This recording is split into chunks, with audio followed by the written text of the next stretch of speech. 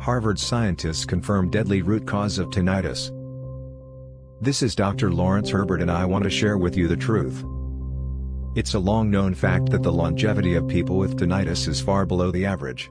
But why if it isn't considered dangerous? It all makes sense now.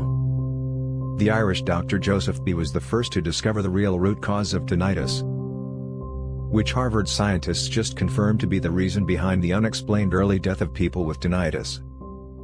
This finding clearly indicates that the root of tinnitus is a common diet-based enzyme, which slowly increases brain inflammation over time until it ultimately collapses.